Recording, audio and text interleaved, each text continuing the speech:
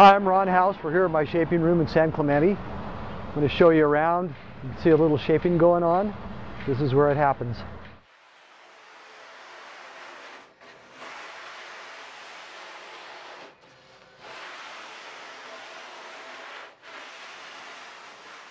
Well, this is where I shape all the designs that we're doing. This one right here is a 9/6. It's going to be for me. I got over here, I've got an 18-foot race board. It's an interesting project. And I shape everything from little bitty short boards, 5-somethings, all the way up to 18-foot racers. And this is where the hand shaping happens. I've been shaping paddle boards for probably about 6 years. I had never done any paddleboard type of stuff before. It was just surfboards. Laird Hamilton called me up and had this idea that he wanted to do these big long stand-up boards with big long paddles, and it sounded weird to me, but you know, a gig's a gig, so I did it.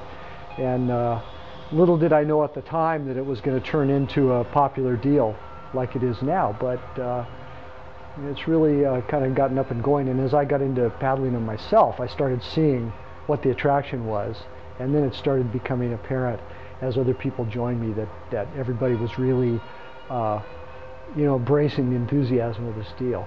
I shaped them for probably about a year before I started doing it myself.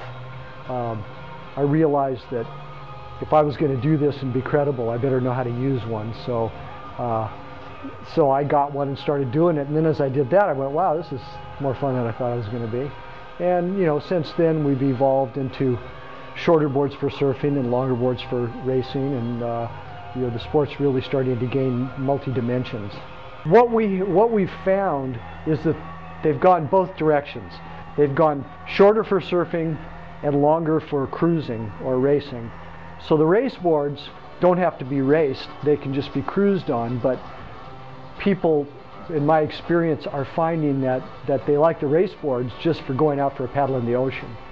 So if you're not ever going to surf, you know, the race board's maybe a wider one to be more comfortable, but it's definitely a better performing thing than a big surfboardy shaped thing.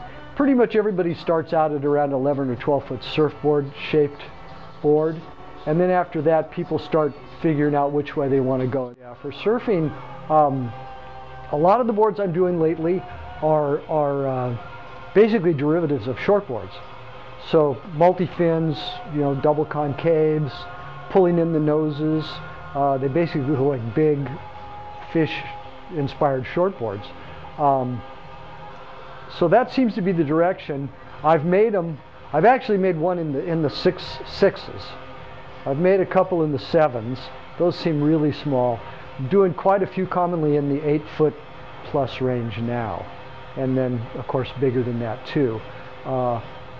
One thing that I would point out to everybody is, because there are people who have been at it a while and have gained the skill to ride these little bitty boards, you still have to start at the beginning. You know, we all started with big boards, and you can't begin with think that a 9-footer is going to do it.